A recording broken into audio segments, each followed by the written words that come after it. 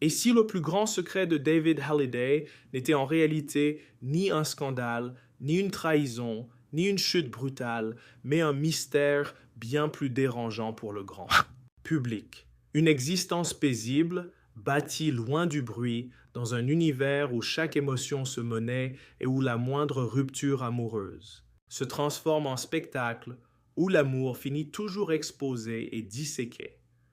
Comment accorder du crédit à une histoire qui reste totalement silencieuse? Depuis toujours, David Halliday déroute les foules.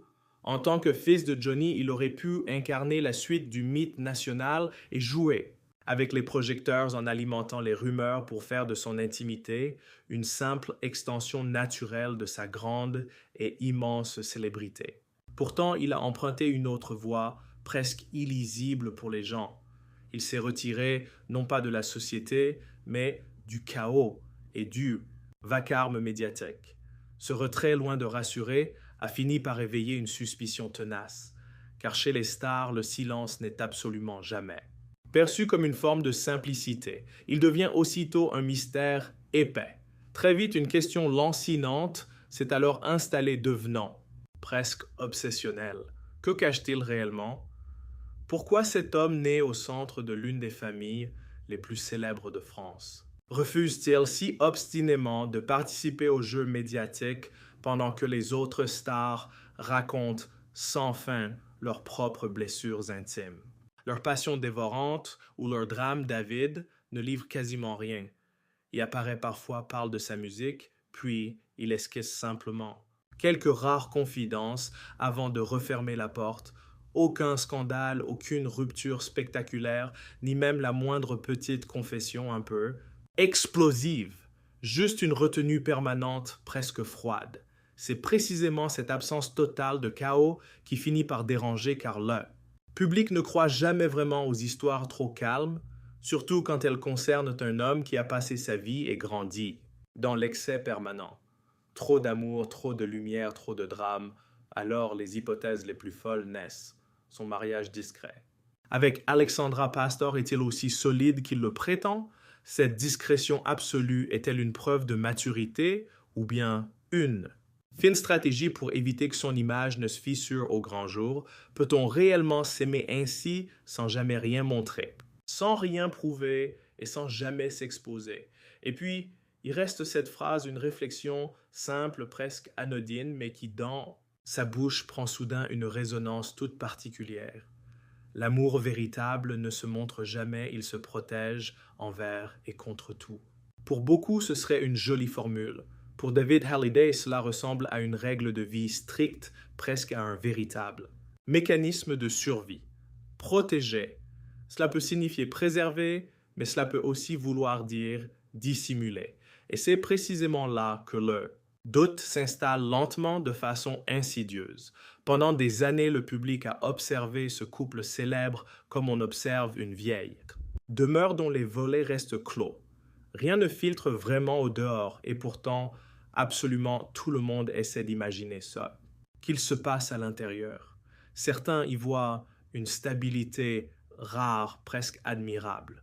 D'autres soupçonnent au contraire un équilibre très fragile, prêt à se briser au moindre petit choc, mais le temps passe et absolument rien ne s'effondre, aucun scandale ne vient confirmer les pires soupçons, aucune révélation ne vient fissurer cette image lisse. Au contraire, plus les années défilent et passent plus. Ce silence semble tenir bon, c'est peut-être là que réside le véritable trouble, parce qu'au fond, ce que le public refuse d'accepter aujourd'hui, ce n'est pas un quelconque mensonge. C'est l'idée même que cette histoire puisse être totalement vraie. Une existence sans explosion, sans chute brutale ni drame public. Une vie construite loin des regards indiscrets, à l'abri total du bruit permanent. Pourtant, aujourd'hui, quelque chose a changé, de façon presque imperceptible. On note désormais une parole un peu plus assumée, une présence plus ouverte, quelques images partagées ici et là. Rien de spectaculaire, mais c'est pourtant suffisant pour nous donner l'impression que David Halliday ne fuit plus tout à fait le regard des autres, comme s'il acceptait enfin que l'on devine, sans tout dévoiler, ce qu'il a farouchement protégé pendant des années. Et si finalement il ne s'agissait pas de découvrir un secret bien caché, mais d'accepter une vérité beaucoup plus déroutante. Une vérité qui ne repose absolument ni sur le scandale, ni sur la rupture, mais sur quelque chose de bien plus rare dans cet univers.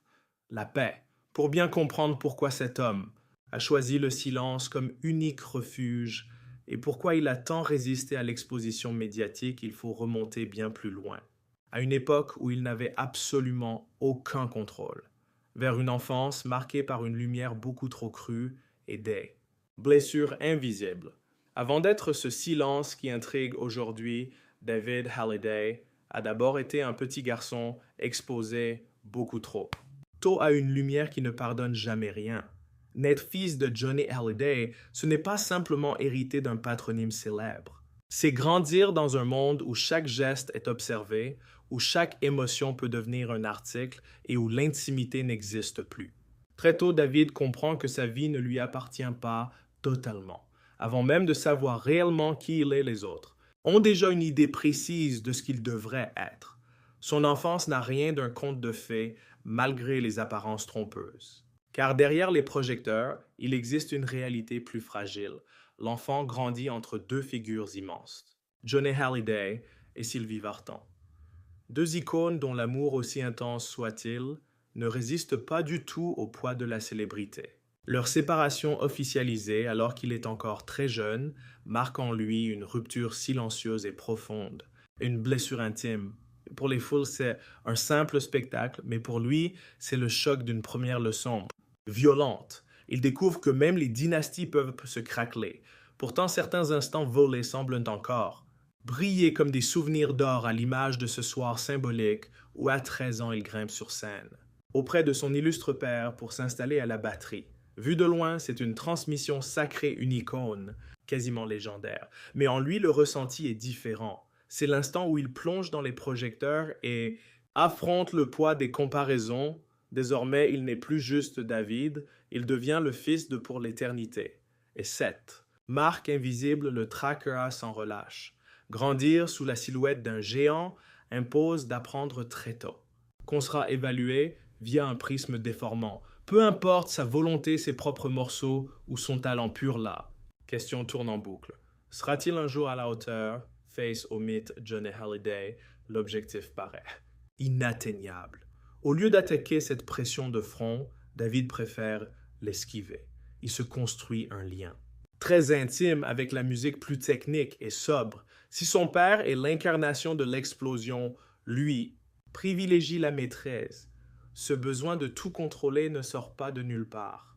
Il puise dans une nécessité viscérale, celle de ne jamais subir le chaos ou les fractures familiales aperçues trop jeunes, car derrière le triomphe et les bravos, il sait que tout peut basculer, que même les fondations les plus dures peuvent s'évaporer en un éclair.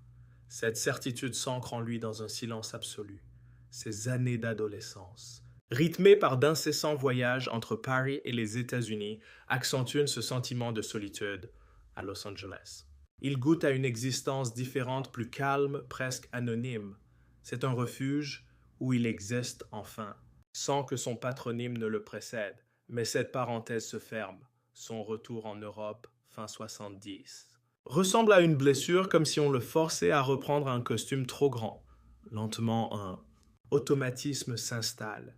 David apprend à ériger des barrières et à filtrer son image. Il garde ses distances. On n'est pas encore au mutisme actuel, mais les racines sont là. Ce n'est pas de la haine juste. Une stratégie de survie dans un monde où chaque geste est scruté et déformé. Et c'est ici que tout bascule dans cette enfance où l'affection était réelle, mais parfois si fragile et limitée, dans cette jeunesse où la gloire ouvrait des portes tout en imposant un fardeau invisible. C'est ainsi qu'il se construit, lentement comprenant que pour sauver son âme, il doit trier ce qu'il dévoile et ce qu'il protège. Garde secret. Au fond, David Hallyday n'a jamais fui la célébrité, il a juste compris très tôt que les projecteurs pouvaient brûler la peau.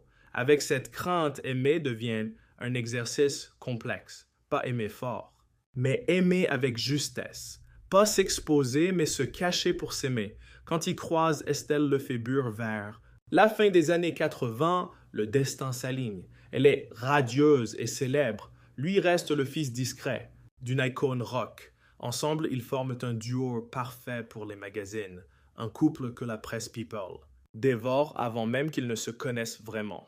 Rapidement, leur idylle se transforme en une simple image. Une vitrine trop lisse, leur union en 1989 valide ce rêve. Les journaux décrivent un conte de fées moderne entre deux stars qui fascine toute une génération. On les traque, on les épie, on romance leur vie. Chaque sortie publique vend une harmonie de façade.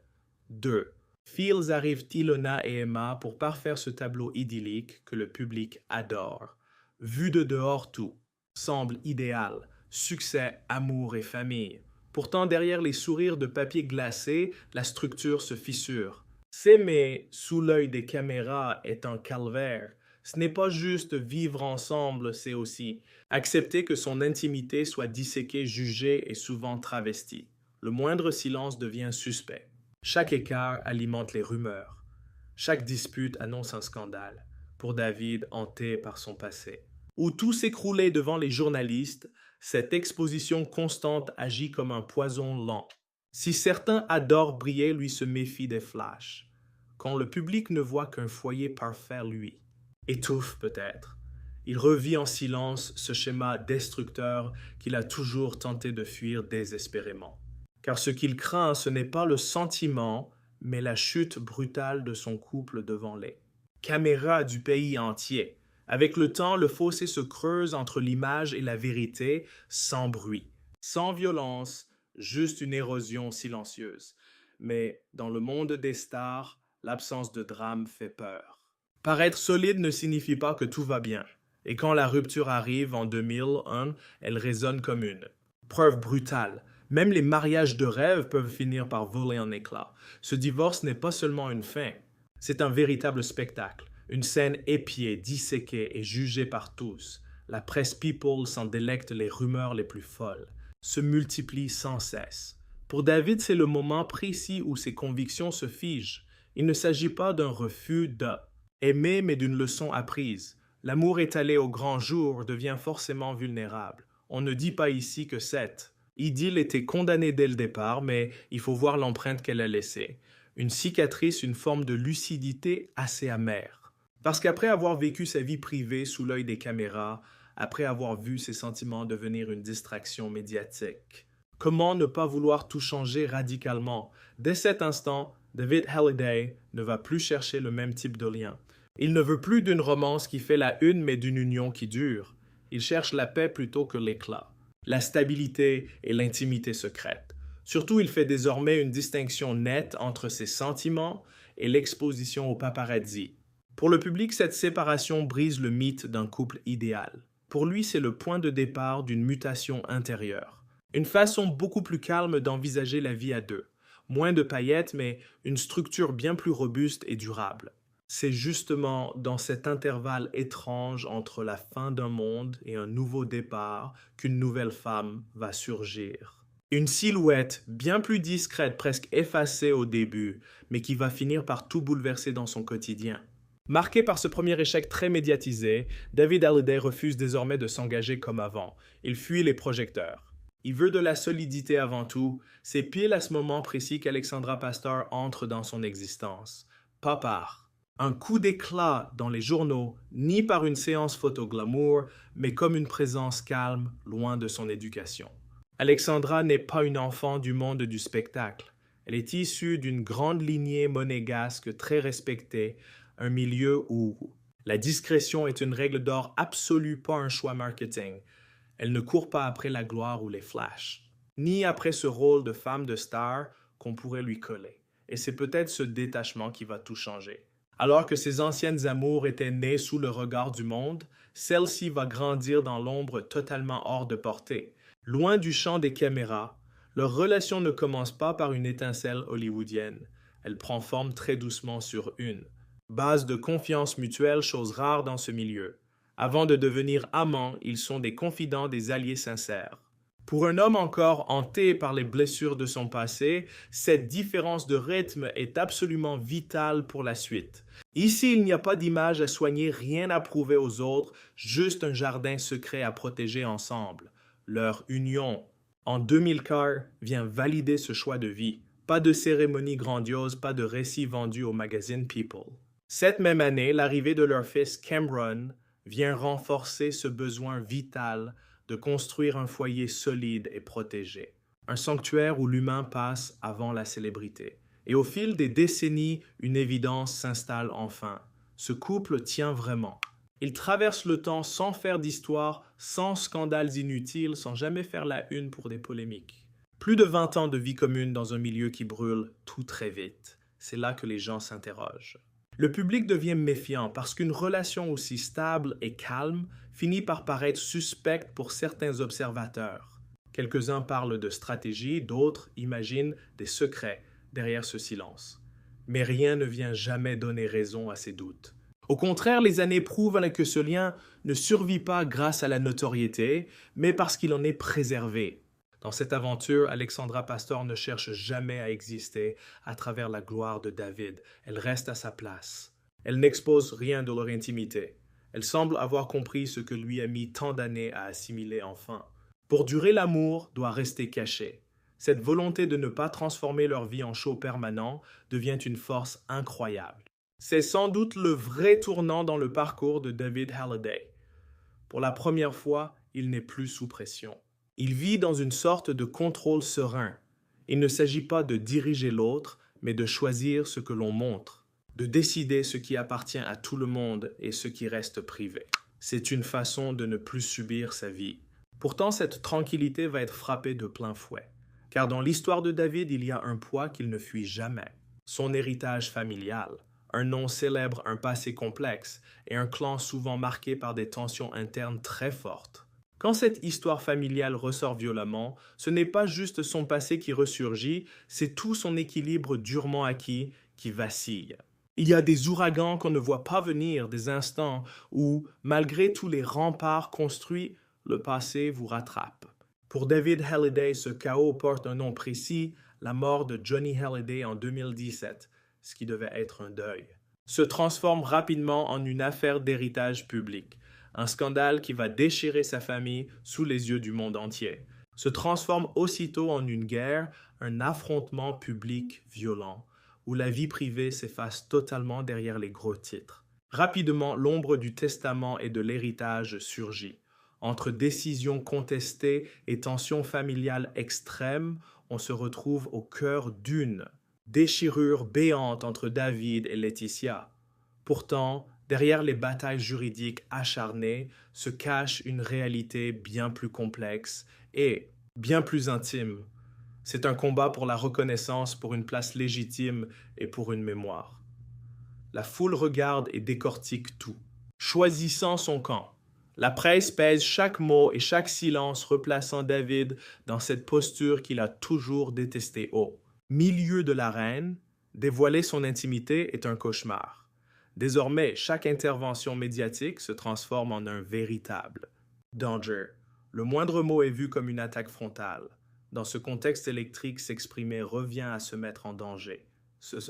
Muré dans le silence, c'est laisser les autres inventer sa propre histoire. C'est à cet instant qu'un basculement intérieur s'opère cassure nette avec l'univers des médias. Ce n'est pas une rage apparente, mais une méfiance viscérale. Ce qu'il traverse alors n'est absolument pas une nouveauté. C'est un éternel recommencement, un écho douloureux de ses souvenirs d'enfance. Lorsque la clarté des projecteurs devient insupportable, elle ne montre rien, elle détruit. Il prend alors une décision qui choque et intrigue la foule.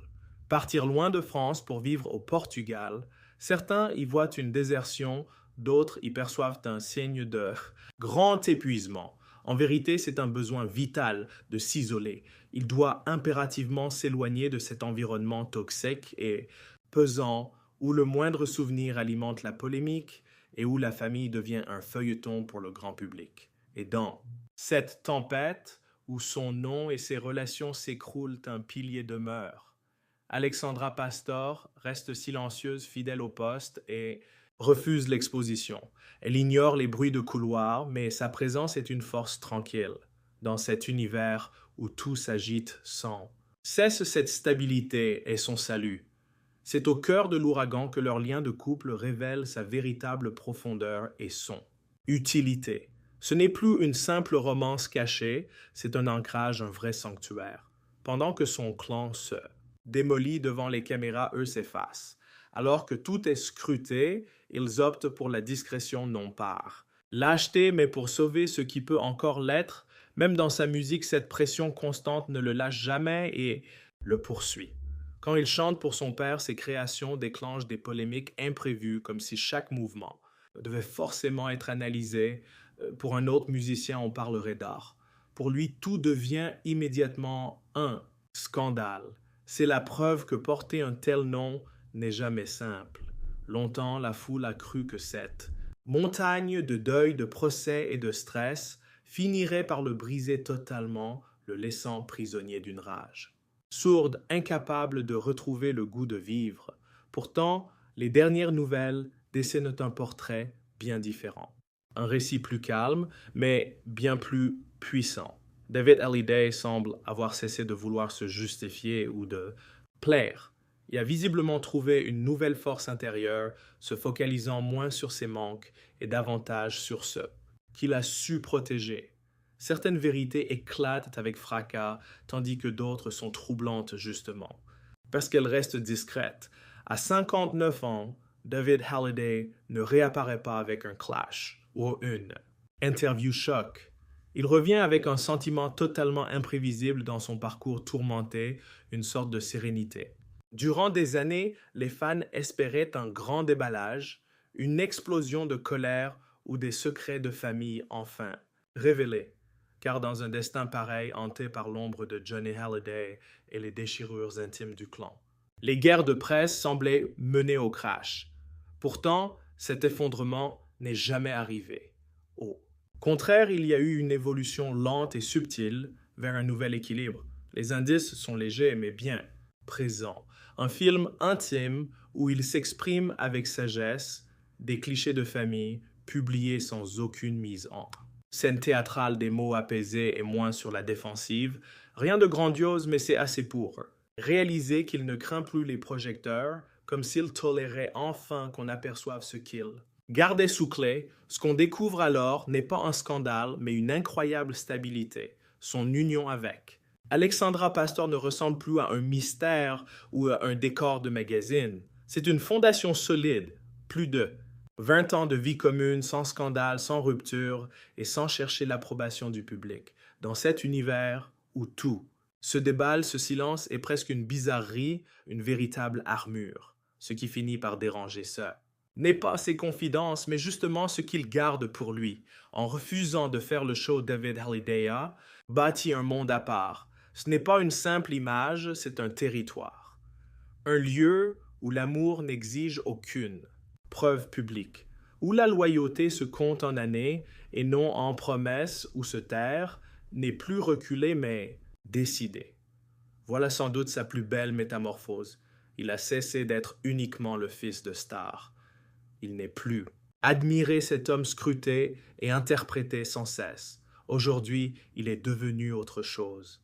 Un père, un époux ayant trouvé un équilibre intérieur que tant de gens recherchent loin des paillettes. Bien entendu, cela ne veut pas dire que toutes les plaies sont totalement refermées. Son passé traîne encore ses fantômes, ses absences et ses vieilles cicatrices, mais il ne prend plus toute la place. Ses souvenirs ne dictent plus son identité, et c'est justement cette bascule pourtant presque invisible qui donne à ce récit une telle profondeur. Car au fond, David Hallyday ne valide en rien les attentes du public. Il prouve une vérité bien plus complexe, qu'on peut naître dans le chaos et pourtant choisir la stabilité, qu'il est possible de grandir dans l'excès pour bâtir dans la discrétion, qu'on peut naître sous les projecteurs et décider de vivre enfin protégé. Et si ce parcours nous perturbe autant, ce n'est pas parce qu'un secret s'y cache. C'est sans doute parce qu'elle révèle une vérité limpide. Le luxe suprême n'est plus de se montrer partout, mais de pouvoir enfin préserver ce qui est sacré. Laissez-moi vous poser une question. Dans notre monde actuel où tout s'affiche pour exister, est-ce qu'une romance peut encore durer en restant totalement invisible et secrète? Si ce récit vous a fait réfléchir, donnez-moi votre avis dans les commentaires. D'après vous, est-ce que le silence est un atout puissant ou une simple illusion? Surtout, n'oubliez pas de liker, de vous abonner et de partager si vous appréciez ce genre de contenu sincère et humain. Car parfois, les histoires les plus fortes sont précisément celles que personne n'entend jamais.